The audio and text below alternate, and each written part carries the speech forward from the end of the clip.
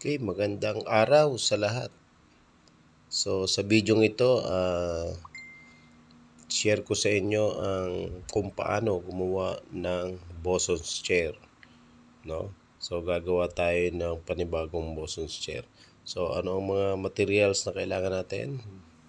Kahoy na may 4 na butas, no? Yung mismong pinaka plank o yung pinaka uupuan.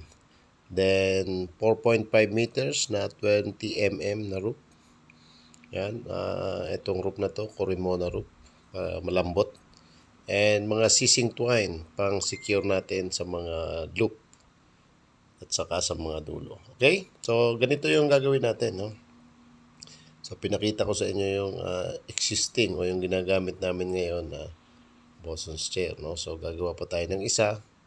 So, of course, maganda itong pinakikita ko, medyo malapad. So, ito namang gagawin natin, medyo makitid, no? So, papakita ko lang sa inyo paano gumawa. No, yan. Okay. So, isusuot natin doon sa butas na nasa ilalim, no? Okay. So, sa unang pasok natin, yung butas na nasa ilalim. So, bahagya lang natin hihilahin na sakto lang na makarating doon sa kabilang dulo, no? Kasi yan yung ating isang dulo na idudugtong doon sa isang dulo. Okay? Then, ipapasok natin sa opposite naman dito sa left. Sa bandang taas naman siya papasok. No? Yan. Tingnan nyo ha, sa bandang taas. Yan. Sa bandang taas siya pumasok. No? Yan. Okay? Then, pagpasok natin sa kabilang side, no? Hihilahin natin ang dulo. Then, ipapasok naman doon sa isang side na butas. So, dalawang butas lang yan, no? So, doon natin ilalagay ang sa isang butas. So, okupado na yung butas dito sa kanang bahagi, no? Yan. Then, pag naipasok natin, hihilahin natin yung lubid natin hanggang pumantay, no? Yan, hilahin natin. Then, isang butas na lang ang wala, no? So, pag naipasok natin yan dyan sa isang butas, hila pa.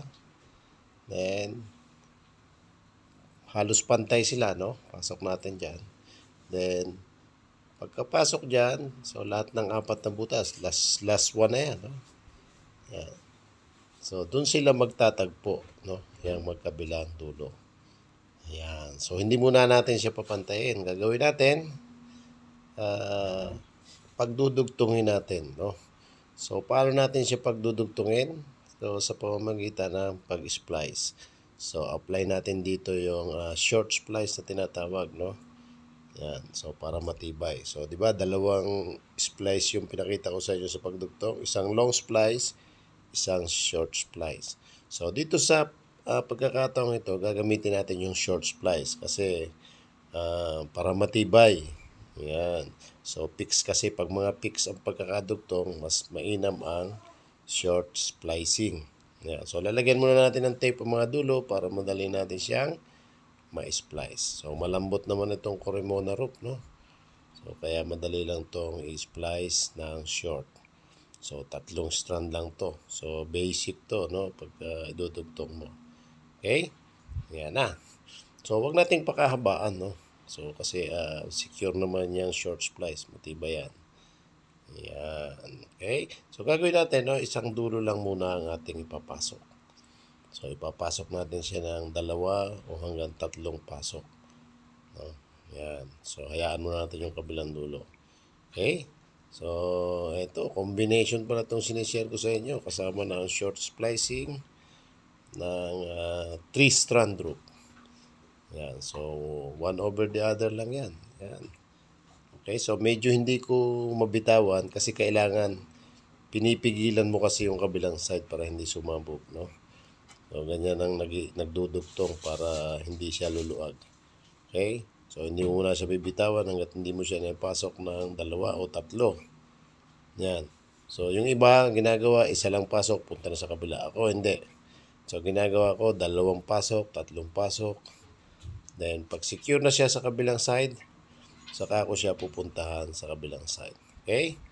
So, yan. Okay, puntahan natin yung kabilang side. Pag nahila natin to ng konti, yan. So, make it sure, hawak mo yung mga dulo. Yan. So, ikutin natin para makita nyo.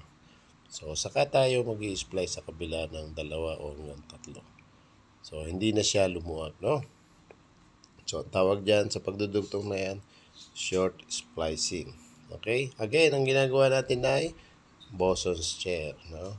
So, kung dati, yung sinishare ko sa inyo, paano gamitin, yan, ngayon, paano na gawin.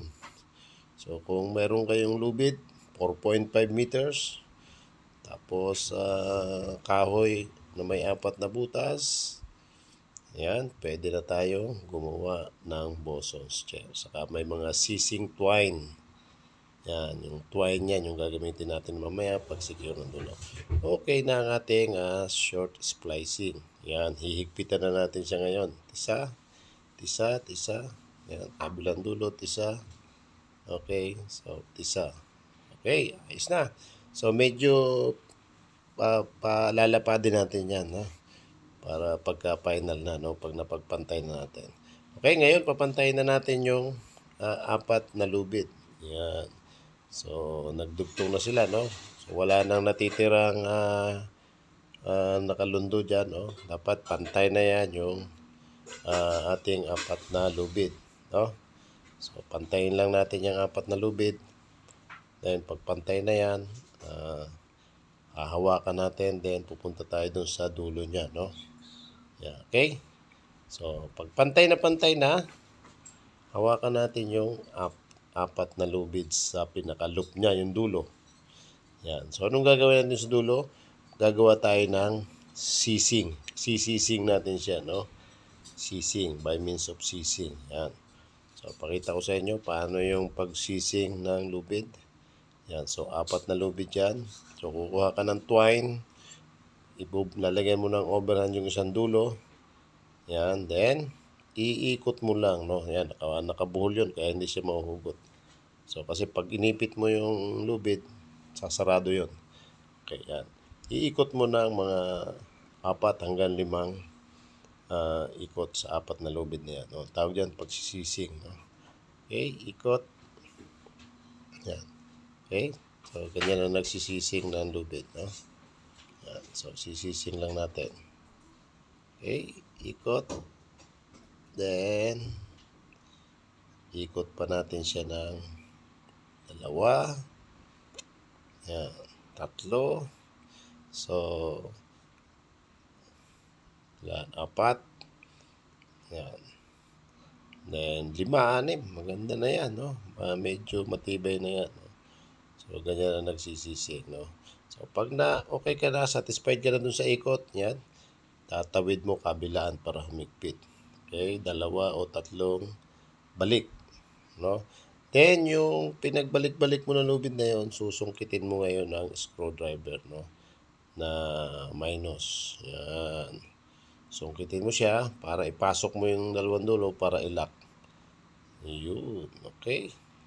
So, pag ayaw pumasok, medyo sundutin. Okay, yan. Para ma-lock mo siya, no? Kasi kung hindi mo siya ipapasok, hindi mo siya i-lock. Okay, yan. Okay. 1, 2, 3 lock. Okay na yan. No? So, yan. Ganyan ang nagsisecure ng dulo. So, sa dulo na yan, dyan natin nilalagay ang shackle. No? Mamaya, lalagay pa natin siya ng, isisising pa rin natin yung dulo, no? Ang purpose nun, kaya lalagay natin siya ng sising, yung medyo makapal na lubid ilagay natin, para pag nilagay natin siya ng shackle, hindi masugatan yung ating lubid. So, mas matibay, no? Okay? So, lock na yan. Susuot na lang natin yung dulo. Okay, yan. Pasok lang natin yan sa mga lubid. Then, yung may sumobra man dyan, puputulan lang natin mamaya. Okay? So, ayan. So, make it sure na nakasecure lang yung dulo ng lubid na sinising natin. No? Then, ang sunod naman natin isisising yung pinakalalagyan ng shackle, no? So, kasi, di ba, yung dulo niyan, magkahiwala yan. Pagdidikitan natin siya. Okay. So, kaintong secure lang yan, no? Yan. Normal yan, kahit iikot mo dyan sa 4 na lubid niyan, hindi na yan bibitaw, no? Yan. Ipapakain mo dun sa thread niyan. Yan. And maganda yan, lagyan mo ng sising, pamula puno hanggang kabilang puno ng lubid, no? Yan, ganyan na nagsisecure, no? Okay. So, again, may na-order na Boson's chair, no? Pero ito, pwede mong gawin, no? Pwede kang gumawa ng sariling Boson's chair, no? Kung luma na, wala ka pang time mag-order, hindi pa dumarating, yan, mas maganda to, mainam, bago yung lubid mo. Yan. Okay, so isising naman natin yung paglalagyan ng mga shackle. Yan. So gagamit tayo ng nylon rope. Yan. So ang purpose niyan para pagka tumatama dyan yung mga shackle natin, matibay siya. Okay, matibay yung ating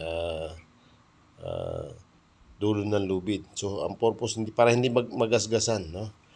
Yan. So instead na tatamaan na yung kore muna, so yung sising dun siya kasi bakal yung ating shackle, no? Mga D-shackle na ginagamit. So possible pagka nilagyan ng sising, magagasgas ka agad yung ating pinaka main rope, no?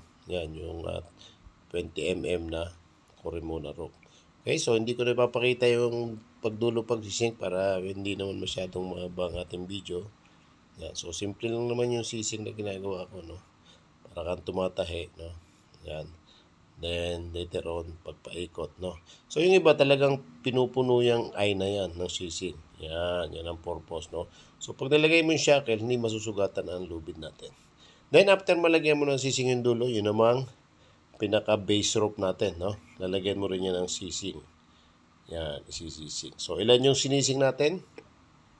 1, 2, 3, tapos yung isa yung kabilang dulo. Okay, so para matibay, no? So bakit sinisising? Para hindi maghiwalay, no? Yan, para hindi siya maghiwalay. So matibay pagka yung lubid natin magkadikit. Yan. And at the same time, no, pag ginagamit natin, minsan sinusuot lang natin dyan yung lock sa butas niyan, in between yung sinisingan natin sa butas. Okay?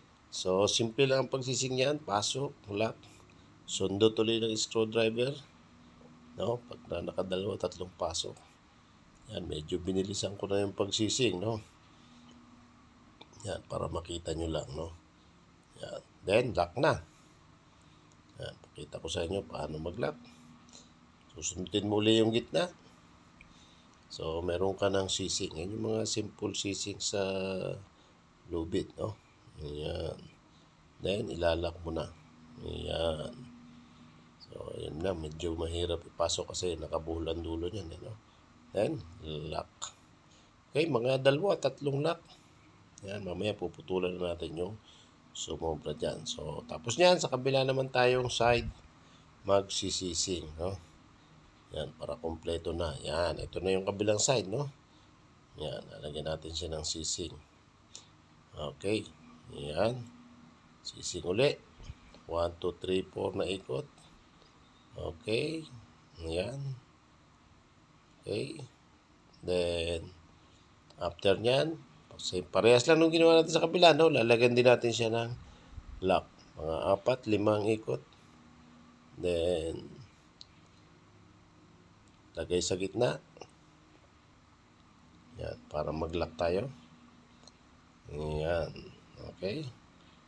Then after nyan, locking. Yan. So okay, yan. Sising na natin. Okay. So kung paano natin nilock yung kabilang side, ganoon din natin siya ilalak. Okay, yan. 1, 2, 3. Then may susobra yung lubid. Puputulin na lang natin yan pag nailak natin.